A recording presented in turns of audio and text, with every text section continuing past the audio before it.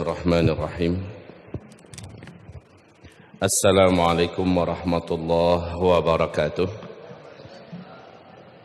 Alhamdulillah wassalatu wassalam ala habibillah Sayyidina Muhammad Rasulillah sallallahu alaihi wasallam. La hawla wa la quwwata illa billah. Allahumma la sahla illa ma ja'altahu sahla wa anta taj'alul hazana idza syi'ta sahla. Rabbana shrah lana sudurana wa yassir lana umurana wahlul 'uqdatam min lisanina yafqahu qawlana. Allahumma arinal haqqa haqqan warzuqna ittiba'ah wa arinal batila batilan warzuqna ijtinabaha. Amma ba'du. Segala pujian dan syukur kita untuk Allah Rabbul Alamin. Salawat dan salam kita untuk Habibillah Sayyidil Anbiya wal Mursalin Sayyidina Muhammadin sallallahu alaihi wasallam ala alihi wa sahbihi wa man tabi'ahu bi ihsan ila yaumiddin. Amma ba'du. Kepada takmir masjid yang kita cintai, seluruh ikhwan akhwat Bapak Ibu yang semoga tetap istiqomah di atas jalan yang benar dan lurus ini. Amin ya rabbal alamin. Kita memfokuskan kajian kita di waktu duha ini kepada titik tentang fitnah dan huru-hara akhir zaman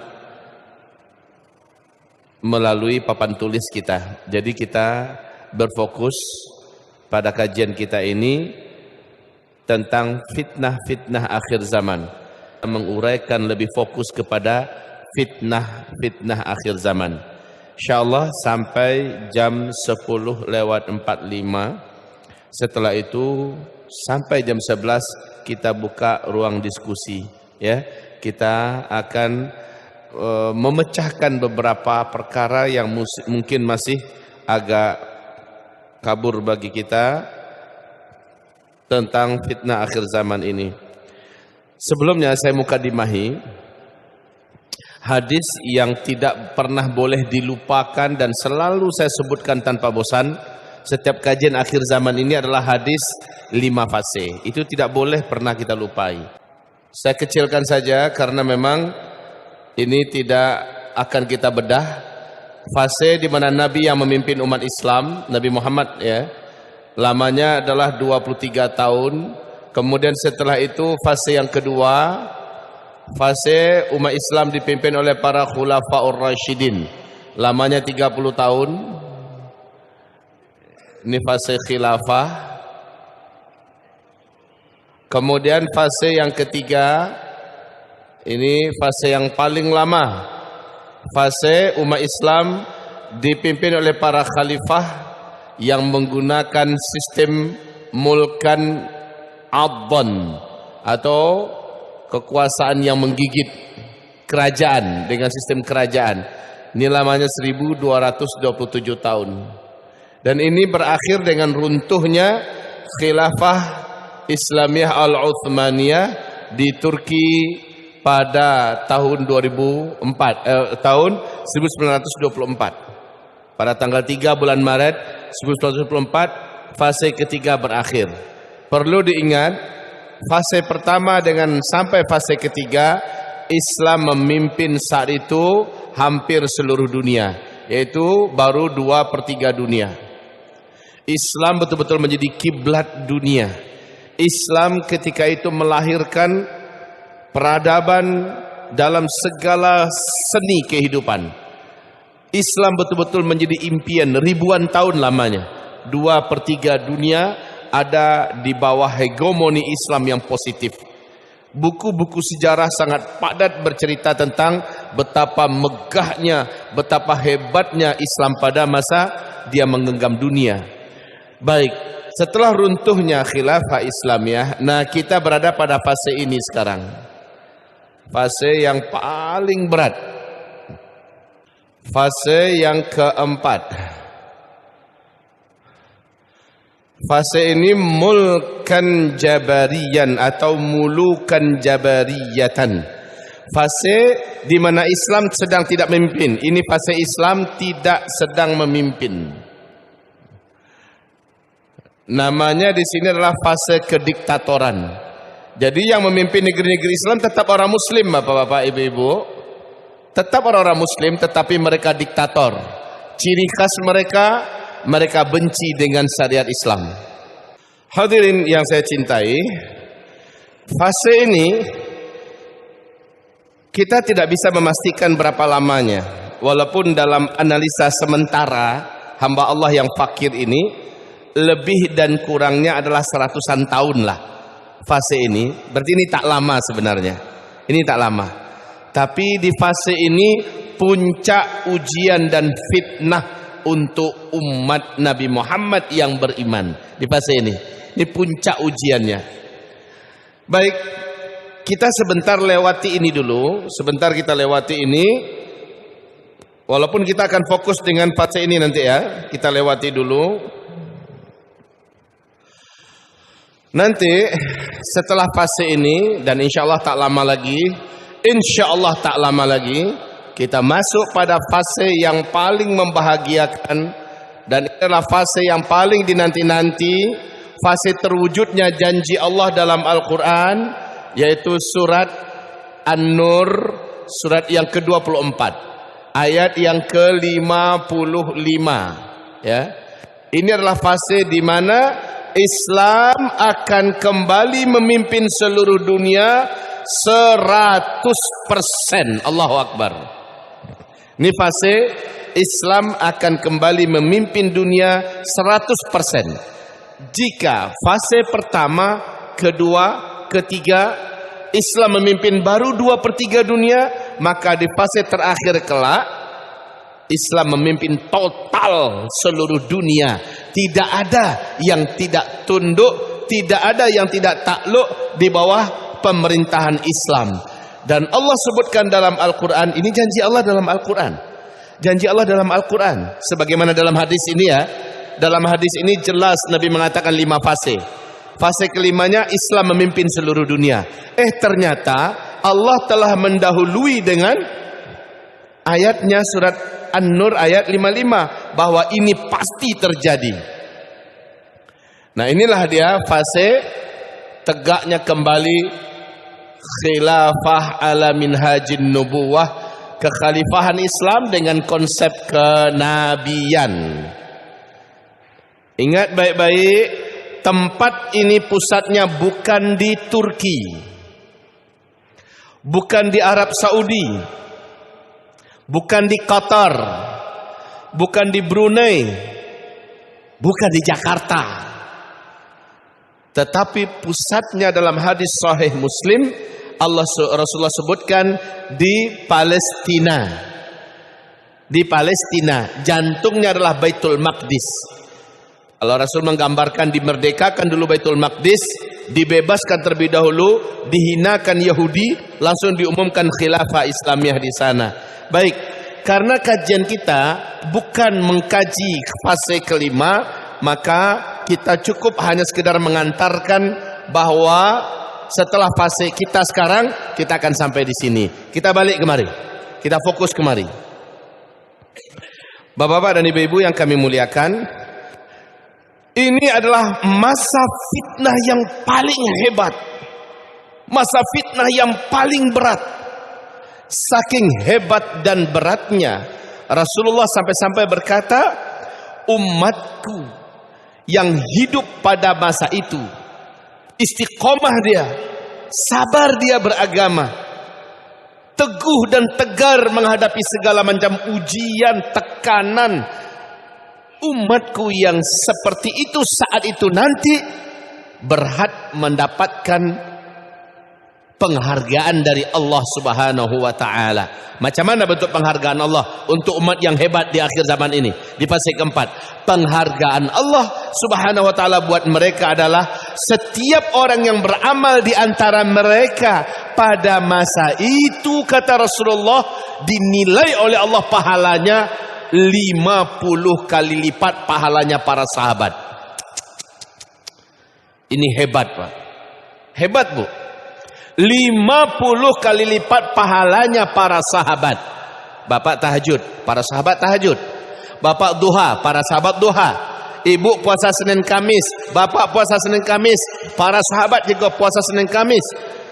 Bapak baca Quran, para sahabat baca Quran.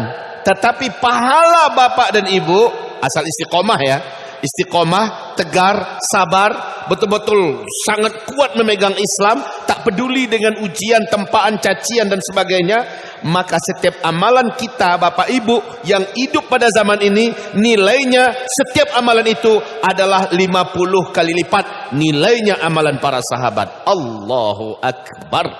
Penghargaan yang berat. Satu. Yang kedua, Rasul mengatakan orang yang hidup pada masa itu adalah saudaraku. Aku rindu dengan mereka. Nabi menobatkan kita sebagai saudaranya. Ya, Nabi menobatkan kita sebagai saudaranya. Jadi ini yang pertama nilainya adalah 50 kali lipat pahalanya para sahabat. Yang kedua apa tadi? Saudara yang dirindukan. Saudara Nabi Muhammad sallallahu alaihi wasallam yang beliau rindukan. Nabi Muhammad sallallahu alaihi wasallam yang beliau rindukan. Nah, ini dan mereka disebut dengan ghuraba. Ghuraba. Sementara ghuraba ini Rasul mengatakan tuba lil ghuraba. Beruntunglah mereka, berbahagialah mereka. Mereka adalah orang-orang yang unik di akhir zaman.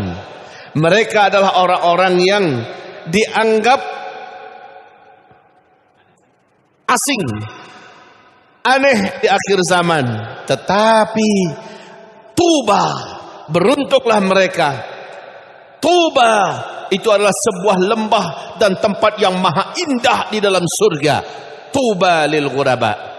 Jadi baik, ini bagi orang yang hidup pada masa ini, luar biasa keistimewaan mereka. Dan Nabi menganggap mereka adalah saudara yang aku rindukan. Di akhirat, orang yang diangkat oleh Rasulullah sebagai saudara yang dirindukan, pasti akan dibersamai oleh Nabi Muhammad sallallahu alaihi wasallam. Hadirin wal hadirat, ma'asyiral muslimin wal muslimat. Selanjutnya kita bicarakan fitnah apa yang tersedia di sini. Fitnah yang tersedia menjelang 10 tanda besar kiamat. Kita semua sudah tahu, jadi saya tak perlu ulangi lagi dengan rinci. Cukup saya sebutkan secara global saja di sini. Di sini di fase keempat ada 4 tanda besar kiamat yang akan terjadi. Tanda besar kiamat yang pertama, bumi mengalami peristiwa dukhon. Ini yang pertama. Setelah itu yang kedua, seluruh umat manusia mendapatkan ujian terbesar. Dan inilah ujian yang paling berat bagi orang-orang beriman, yaitu munculnya Dajjal. Setelah itu menyusul yang ketiga, Allah turunkan anti daripada Dajjal yang bisa menyelesaikan Dajjal dari langit dunia, yaitu Nabi Isa alaihissalam. Dan yang keempat, ini sekaligus menjadi penutup fase keempat, Allah lepaskan bangsa yang paling brutal, paling ganas, tak punya hati, tak punya perasaan, tak ada peri kemanusiaan. Mereka Allah sebut dengan sebutan nama Ya'juj dan Ma'juj. Baiklah, kita tak akan uraikan ini ya. Ini adalah tanda besar kiamat. Kita tidak akan uraikan ini. Tanda besar kiamat yang kelima, keenam dan ketujuh di sini. Kita tidak akan uraikan ini. Kita berfokus di sini. Di sini wahai kaum muslimin, di fase keempat kita menghadapi fitnah. Fitnah ini disebut oleh Rasulullah dengan fitnah duhaima, ya. Fitnah duhaima.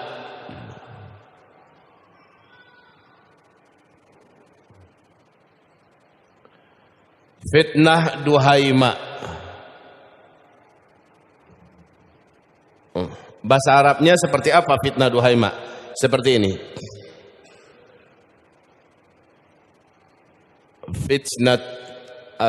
Fitnatu ad-duhaima. Ya, fitnatu ad-duhaima.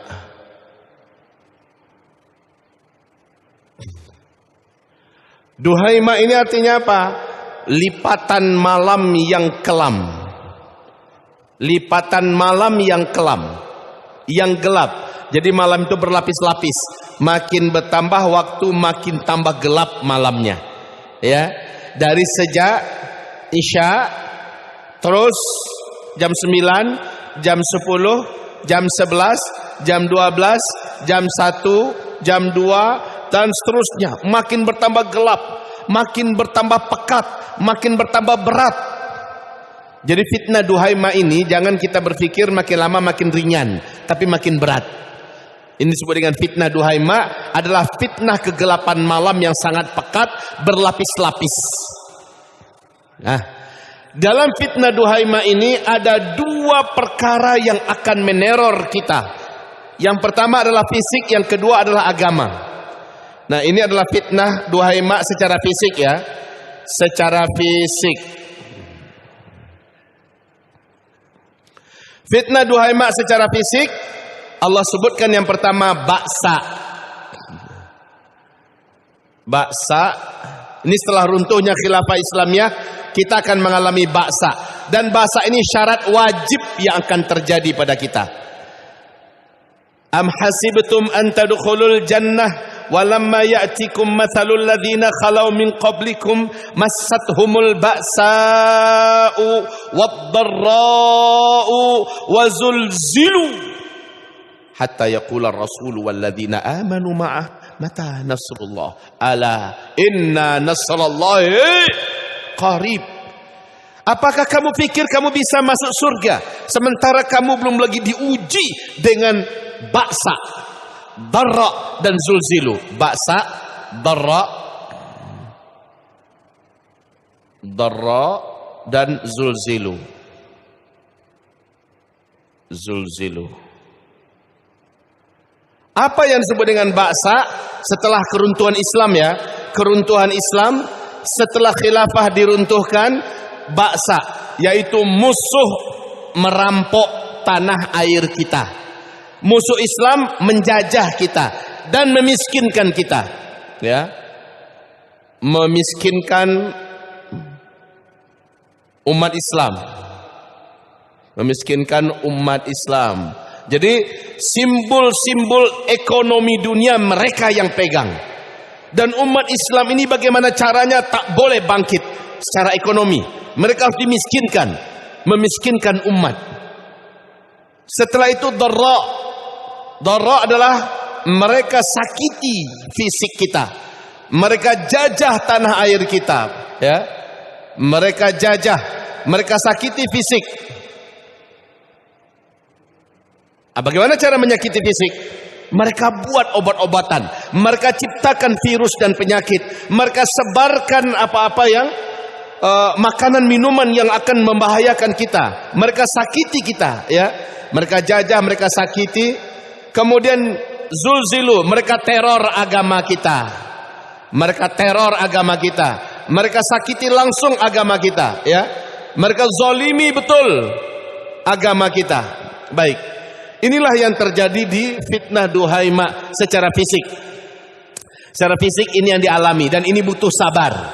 Tidak ada senjatanya, cuma satu saja, yaitu isbiru. Hanya butuh sabar. Mau melawan kita, tahan diri dulu. Mau memberontak kita, jangan cari masalah lebih besar. Yang penting sabar di sini. Kita dimiskinkan, tetap berjuang untuk bangkit walaupun kita sedang digencet, dipencet, sedang diinjak, sedang dimatikan. Seluruh cara agar kita bangkit secara ekonomi mereka potong, Pak. Ya, begitu juga tanah air kita mereka jajah. Walaupun secara fisik nggak ada jajahan kecuali beberapa titik saja ya, macam Rohingya, ya semacam Cina dan sebagainya. Tetapi secara umum setelah khilafah Islam runtuh, penjajahan sudah terjadi ke seluruh negeri-negeri Islam. Secara ideologi, secara pendidikan, secara pemerintahan dan sebagainya kita tidak diberi akses, kita tidak diberikan ruangan. Inilah penjajahan. Mereka sakiti kita. Zulzilu, mereka teror. para hafiz-hafiz Quran, anak-anaknya yang dimasukkan ke pesantren, orang-orang yang kelihatannya good looking, yang suka ke masjid dan akhlaknya bagus, ciri-ciri teroris. Awasi itu, antisipasi mereka. Merekalah calon-calon orang yang ke depan akan menjadi musuh negara. Itu mereka sebarkan kemana-mana.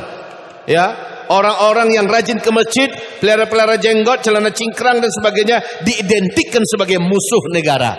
Ya, orang yang macam-macam, dan kita sudah merasakan itu semua. Oke, ini adalah fitnah, duhai mak. Kalau kita tak sabar, kita akan melebur menjadi orang munafik agar kita tidak dicap seperti itu. Kalau kita tak sabar, kita akhirnya ya sudahlah, kita apa adanya saja, tak perlu kita ala-ala Islam. Yang penting agama itu di hati, kan gitu jadinya. Yang penting agama itu di hati, tampilan kita udahlah kayak mereka saja. Kalau kita tak sabar, tapi orang-orang yang teruji di sini, dia sabar, tak peduli dia. Makin apapun kata orang, dia makin nampakkan Islamnya. Ini saya, dari jilbab kecil menjadi jilbab dalam, dari jilbab dalam menjadi jilbab yang lebih dalam lagi dan lebih tebal lagi, lebih longgar lagi sesuai dengan syariat, dan seterusnya. Laki-laki begitu juga. Pokoknya dia menunjukkan, oh nggak boleh ke masjid. Orang ke masjid itu orang-orang yang calon teroris. Dia makin cari masjid di mana saja berada. Dia makin masukkan anak-anaknya ke pesantren untuk menjadi hafiz-hafiz Quran. Dia kirimkan anaknya ke Timur Tengah. Dia bersabar di situ. Walaupun pada akhirnya dia dituduh dengan tuduhan-tuduhan dan fitnah-fitnah. Begitu ya. Ini namanya fitnah, duhai mak, secara fisik. Dan dahsyatnya, kata Rasulullah, ujian di sini pada masa ini hebat sekali. Bagaimana hebatnya? Makin bertambah waktu, bukan makin bertambah mengurang, tapi makin bertambah hebat. Hadisnya dari Nabi SAW adalah, ini hadisnya, kalau saya buat kecil, ya terpaksa ya saya buat kecil ya. Hadisnya dari Nabi SAW, isbiru fa innahu la ya'ti 'alan nasi zaman. Macam mana cara buatnya nih? Jadi Bapak, macam ini ya, grafiknya naik, fitnahnya itu grafiknya naik. Puncaknya adalah, maaf ini salah. Ya, ke sini. Puncaknya lah Dajjal lepas. Jadi seperti ini, naik terus sampai Dajjal lepas. Apa yang naik? Upaya musuh-musuh Islam untuk melakukan ba'sa, darra dan zulzilu kepada kita. Di mana solusi dari Allah buat kita hanyalah sabar. Sabar yang wasta'inu bis sabri was shalah, ya, tetap sabar dan tetap salat. Jadi begitu, naik terus. Kamu wajib bersabar karena pada masa itu, kata Nabi, ujian yang kamu hadapi bukan lebih ringan tapi lebih berat dari sebelumnya. Makin bertambah waktu, makin bertambah berat ujian yang akan kamu jalani. Jadi ini secara fisik ya. Sekarang secara iman, secara agama, ujian secara iman atau secara agama, apa yang akan kita alami pada fase keempat ini dan sedang kita rasakan sekarang. Na'udzubillah, ya Allah, lindungi kami ya Allah. Yang kita rasakan ujiannya sekarang ini secara iman. Satu, setelah runtuhnya khilafah Islamiyah, Islam sedang tidak memimpin, di mana tidak ada pemerintahan yang menjalankan syariat Islam yang benar dan utuh. Ya, yaitu yang terjadi adalah yang pertama, al-fusuqu wal isyanu. Ini yang pertama sekali. Al-fusuqu wal isyanu. Gini bahasa Arabnya. Kalau butuh menulis bahasa Arabnya, saya tuliskan al-fusuqu wal isyanu. Ya. Kefasikan dan dosa maksiat benar-benar diciptakan. Al-fusuqu wal isyanu, kefasikan dan maksiat, dosa-dosa diciptakan, difasilitasi, di backup, dilindungi, dipromosikan, bahkan di blow up. Luar biasa. Ini adalah kefasikan dan kemaksiatan. Buat umat ini menjadi umat yang kerasukan setan dalam hal dosa dan maksiat, kemaksiatan. Padahal kalau pemerintahan Islam wujud, Takkan pernah ada tempat-tempat maksiat yang dibiarkan hidup. Takkan pernah. Karena salah satu kewajiban pemerintahan Islam adalah padamkan seluruh api-api fitnah maksiat. Fase pertama, kedua, ketiga, dan kelima, Islam memimpin. Setan sempit ruangannya. Setan sempit ruangannya. Jadi untuk memperbanyak calon penghuni neraka bagi setan, jin dan setan manusia cuma di fase keempat. Dan di fase keempat ini manusia yang terbanyak. Di fase pertama, kedua, ketiga, dan kelima sulit, sempit ruangan gerak mereka. Tapi di fase keempat, saat Islam sedang tidak berkuasa, setan jin dan setan manusia memperbanyak calon-calon penduduk neraka. Makanya mereka ciptakan, mereka lindungi, mereka backup, mereka biayai, mereka fasilitasi kemaksiatan di mana-mana. Ini ujian yang berat. Setelah itu, yang kedua, at-tadlilu wat-tafriqu. At-tafriqu wat-tadlil. At-tafriqu wat-tadlil. Ini yang duduknya agak jauh-jauh mungkin tak nampak ya. At-tafriqu wat-tadlilu. Apa artinya? Memecah belah umat dan melahirkan aliran-aliran sesat.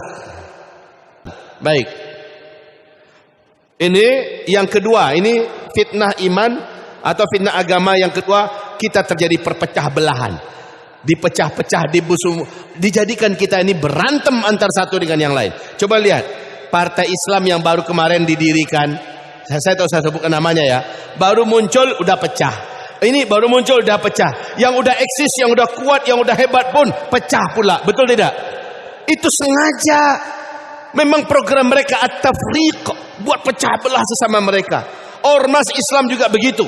Oh ini ormasnya anu, ini adalah ormasnya anu, yang ini pecah, yang ini pecah, berkeping-keping. Yang ini diajak untuk memusuhi yang ini, diajak untuk memusuhi yang itu. Padahal perpecahan menurut Allah dalam Al-Quran, surat Ali Imran pada ayat yang ke-102, 103, 104 bisa mengekalkan orang di dalam neraka. Perpecahan. Karena perangai perpecahan adalah perangai kaum musyrikin. Dan itu diciptakan oleh musuh-musuh Islam. Ya. Di fase keempat, fitnah duhaima, yaitu pecah belah dan bermunculannya aliran-aliran sesat. Awas, kalau bapak ibu tidak hati-hati masukkan anak sekolah, akan dapatkan aliran sesat dia. Kalau bapak ibu tidak rajin mengaji, tidak dekat dengan para ulama-ulama yang lurus, akhirnya bapak akan ngaji dengan ulama-ulama yang ulama-ulama yang buruk, ulama-ulama yang menyesatkan. Maka seperti Islam Nusantara yang kita dengar, betapa menyesatkan pikiran-pikirannya. Atau seperti siapa yang kemarin diundang, Buya apa namanya itu, yang masuk di TV, siapa namanya, Buya Syukur, Buya Syukur, apalah omongannya beliau itu. Nah ya Allah ya Rabbi, ulama-ulama kita mengkanter, ulama-ulama kita meluruskan. Nah, ini contoh ya, betapa pemahaman-pemahaman sesat, aliran-aliran sesat, ya, pemecah belahan segala macamnya sengaja memang di fase keempat ini diadakan. Dalam rangka apa? Dalam rangka memperbanyak calon penghuni neraka Allah kelak pada hari kiamat. Itu yang punya kerja tetaplah yang sedang berkuasa, yaitu setan jin dan setan manusia. Ya. Makanya dalam ini ada juga rasa-rasa iba dan sedih kita memang. Tapi gimana lagi? Memang udah kayak gitu. Nabi mengatakan yang paling banyak aku dapati penghuni neraka dari kalangan umatku nanti di hari kiamat. Dari kalangan umat Nabi ya, yang paling banyak di dalam neraka nanti para penguasa, kata Nabi. Para penguasa dan orang-orang kaya. Para penguasa dan orang-orang kaya. Serem. Serem. Hadirin, hadirat yang kami muliakan. Terus yang ketiga. Yang ketiga, fitnah duhaima yang ketiga dalam segi agama yang terjadi adalah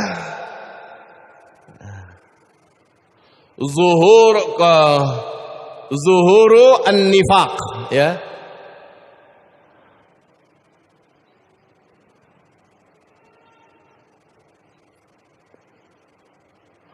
Allah, ini penyakit yang paling berbahaya bagi Islam, malah mendapatkan fasilitas. Kemunafikan. Kemunafikan. Orang munafik Bapak Ibu kekal di neraka jahanam abadi selama-lamanya, letaknya di kerak neraka yang paling bawah. Sifat-sifat orang munafik ini Allah ceritakan dalam Al-Quran lebih dari 32 titik nama sifatnya. Nama sifatnya ya, ayatnya berbeda-beda itu menguraikan. Dan kemunafikan ini pada fase keempat oleh rezim yang berkuasa di seluruh dunia, malah orang-orang munafik yang diangkat. Orang munafik diangkat bertanggung jawab dan bidang ini. Orang munafik diangkat lalu diberi amanah ini. Orang munafik diangkat lalu dikasih jabatan ini. Orang munafik dikasih panggung. Kemunafikan malah sengaja dibelanjai.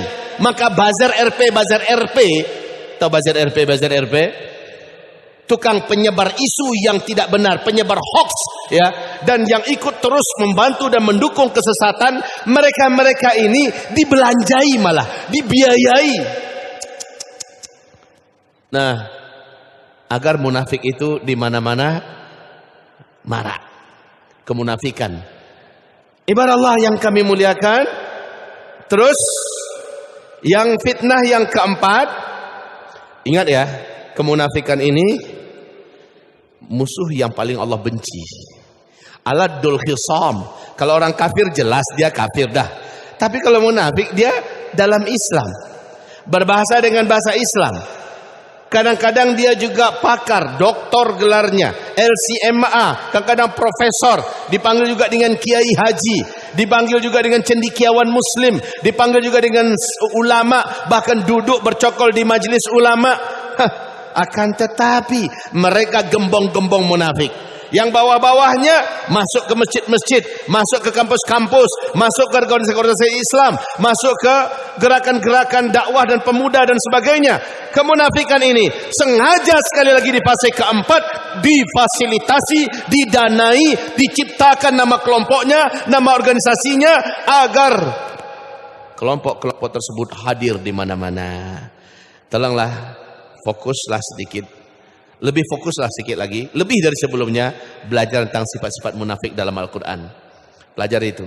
Maka kita kaget, banyak organisasi mahasiswa, organisasi keagamaan yang dibuat sementara programnya program-program munafik. Orang di dalamnya orang-orang munafik. Terjebaklah generasi kita. Terjebaklah anak-anak muda kita, terjebaklah mahasiswa-mahasiswi kita, terjebaklah kaum muslimin ke dalam komunitas-komunitas tersebut. Kita tidak berkomunitas, bahaya pula. Berkomunitas bisa masuk perangkap, bahaya tidak itu? Jadi antisipasinya apa? Wajib dengan ilmu. Kalau tak ada ilmu ya tak bisa. Wajib dengan ilmu sehingga kita tahu, oh nak bisa nih, kelompok ini nggak bisa, organisasi ini tidak boleh. Kita tahu jadinya, saya harus mendudukkan diri saya. Karena ada ilmu, kita tahu, oh ini yang baik, ini yang bagus. Sekian macam, ada 120 organisasi dan kelompok belajar dakwah agama yang ada di Pekanbaru ini, yang menurut ilmu yang sudah saya dapatkan, hanya 21 yang bagus umpama ya. Hanya 20 saja yang bagus, hanya 15 saja yang bagus. Akhirnya dia merapat bergabung dengan tempat-tempat itu. Oke. Selanjutnya, yang keempat. Ini yang paling merata sekarang ya. Fitnah duhai mak terberat di fase keempat sesuai dengan firman Allah juga dalam surat 55, yaitu kesyirikan. Ya, ini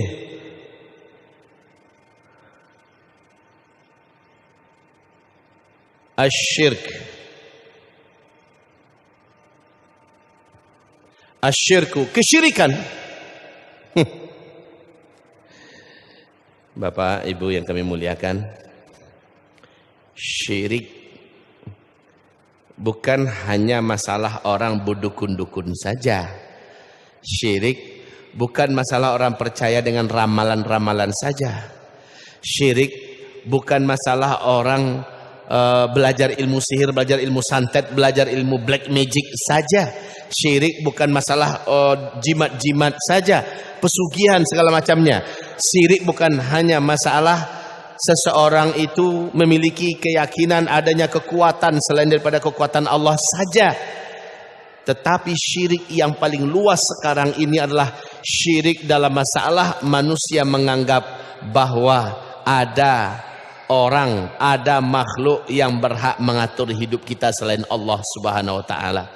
Ada orang, ada makhluk ya, yang berhak membuat dan memproduksi hukum dan undang-undang selain Allah Subhanahu wa taala. Ketika keyakinan itu dianggap sudah benar, dianggap sudah baik, dianggap sudah bagus, dan ini yang membungkus dunia, fase fitnah terberat di fase keempat adalah kesyirikan.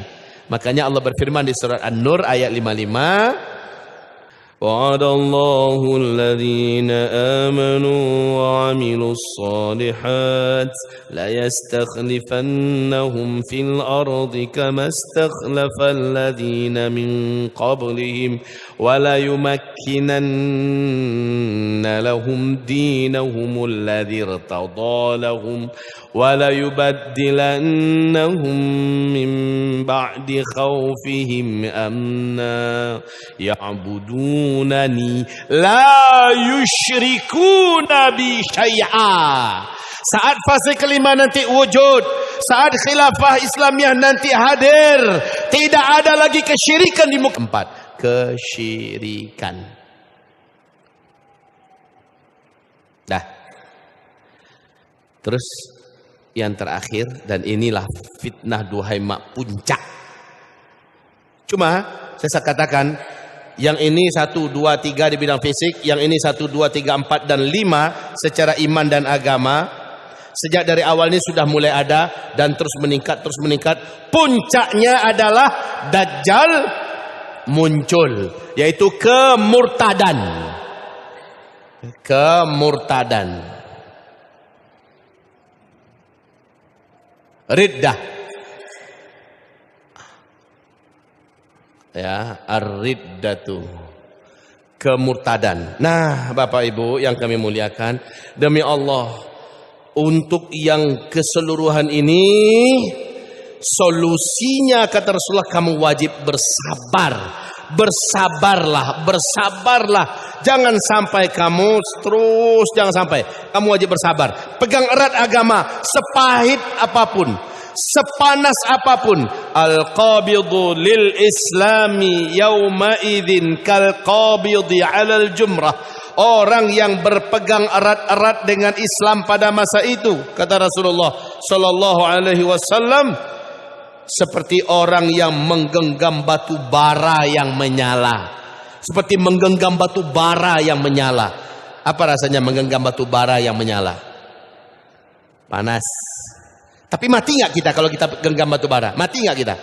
Tapi panas. Bukan nggak panas.